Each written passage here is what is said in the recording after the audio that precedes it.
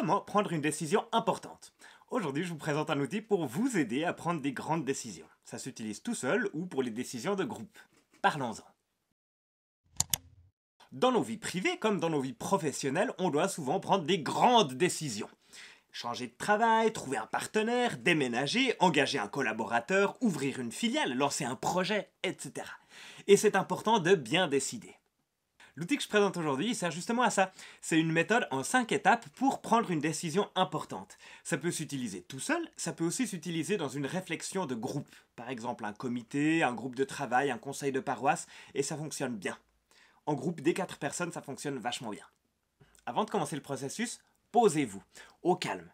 Et s'il y a besoin, s'il y a du stress, n'hésitez pas à prendre quelques grandes respirations, ça calme le corps. Et si, comme moi, vous avez une spiritualité active, c'est le moment de l'activer. Moi, j'invite Dieu. Et ensuite, on commence les choses sérieuses. La première étape, c'est de bien définir la question qu'on se pose, bien définir la chose qu'on veut décider. Alors, ça paraît bête, mais c'est pas toujours si évident que ça, en fait.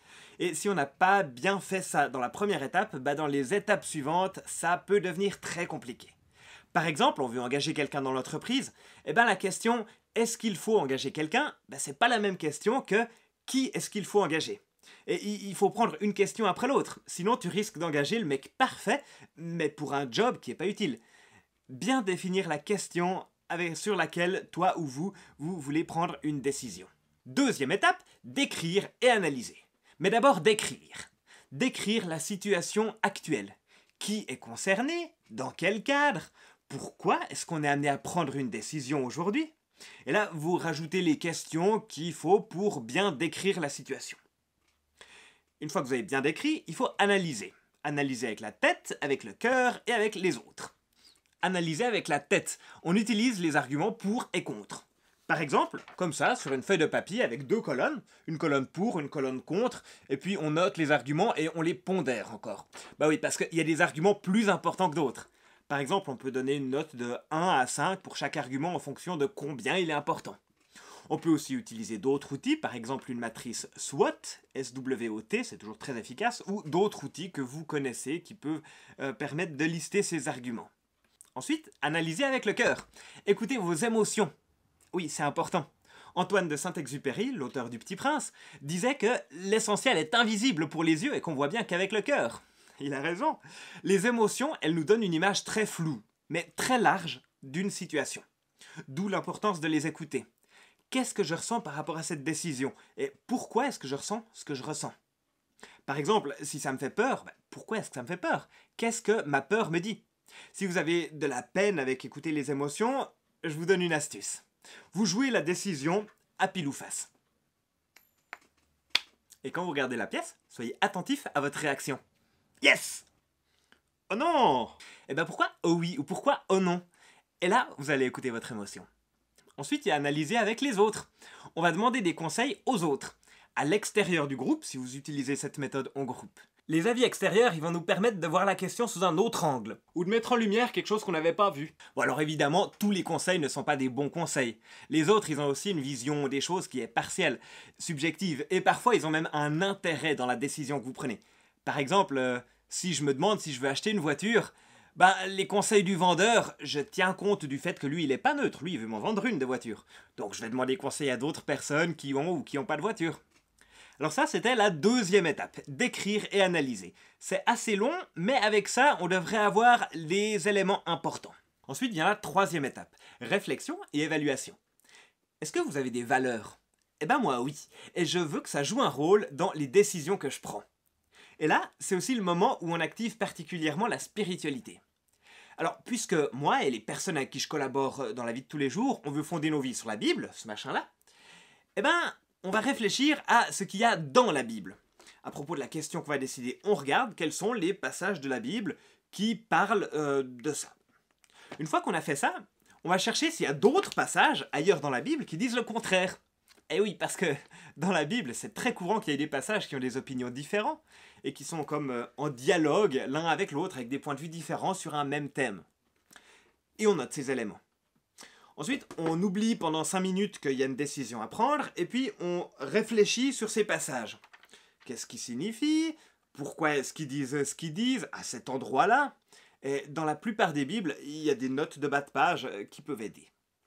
Bon, et si tu regardes cette vidéo et que pour toi la Bible, c'est des bondieuseries qui te parlent pas du tout, eh ben tu peux essayer de faire la même chose avec ce sur quoi tu fondes tes valeurs à toi.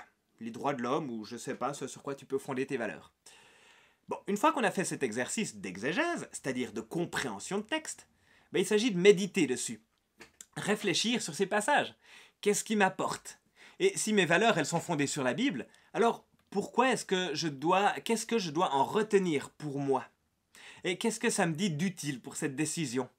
Et puis, en même temps que réfléchir, c'est une très bonne idée de prier et d'écouter Dieu.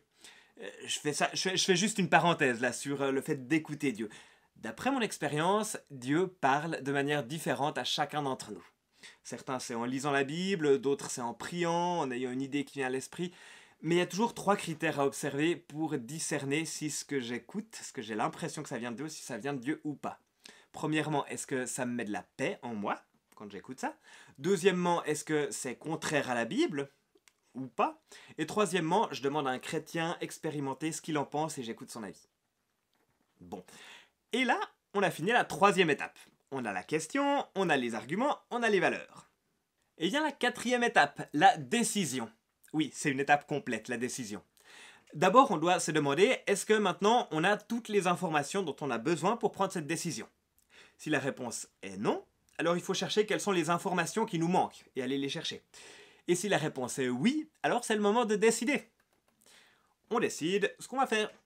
Et juste après avoir pris la décision, on check. Est-ce que je suis en paix avec cette décision? Si oui, alors c'est tout bon, on peut passer à l'étape suivante. Si non, alors il faut que je m'introspecte un petit peu. Pourquoi est-ce que je ne suis pas en paix? Peut-être qu'il faut mettre en pause la décision, peut-être qu'il y a quelque chose que j'ai raté. Mon émotion me dit que j'ai quelque chose que j'ai raté, et dans ce cas, il est bon de revenir à l'étape 2 et de compléter l'analyse avec ce qui manquait. Bon, si c'est juste que je stresse à cause de l'inconnu, ça, c'est normal. L'incertitude, elle fait partie de la décision, et c'est pas ça qui doit me renvoyer à la case départ, sinon je prends jamais de décision. Bon, la décision est prise? Super. 5e étape, mettre en œuvre la décision. Bah oui, décider c'est joli, mais si c'est pas mis en œuvre, c'est parfaitement inutile. Donc c'est le moment de se bouger de se bouger. Et là aussi, un peu d'introspection, ça fait pas de mal. Si j'ai de la peine à mettre en œuvre la décision, alors il faut que je me demande pourquoi est-ce que j'ai de la peine à mettre en œuvre la décision. Est-ce que c'est une difficulté qui était prévue, je savais que ça allait venir? Est-ce que j'ai raté quelque chose au moment de l'analyse? Ou bien est-ce que c'est juste un imprévu normal et il faut juste aller de l'avant? Probablement c'est ça, mais un petit check, c'est toujours utile. Et après quelques temps, c'est bien d'évaluer le résultat de la mise en œuvre de la décision et de se poser la question, est-ce qu'une nouvelle décision est nécessaire? Ou bien est-ce qu'on continue comme ça? Et voilà, bravo, vous avez réussi à prendre une décision compliquée. Ah, et j'oubliais, si comme moi vous êtes chrétien, pendant tout le processus de décision, c'est vraiment important d'être dans une attitude de prière et à l'écoute du Saint-Esprit. Alors voilà, cette méthode, je ne l'ai pas inventée, elle s'appelle Faith-Based Facilitation, facilitation basée sur la foi, et c'est extrêmement efficace, même si ça prend un peu de temps. Et vous les prenez comment vos décisions? Je dois prendre une décision sur la glace que je vais manger. Vanille ou chocolat?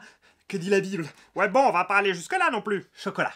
Voilà pour la méditation chrétienne de la semaine. Partagez vos avis et suggestions en commentaire, notamment si des vidéos plus orientées conseils pratiques comme celle-ci, c'est quelque chose qui vous intéresse ou pas. Enfin bref, j'essaye des trucs. Et nous, on se retrouve la semaine prochaine. Non, probablement pas. On se retrouve bientôt pour de nouvelles aventures. Et oui, j'ai des nouvelles lunettes. À bientôt!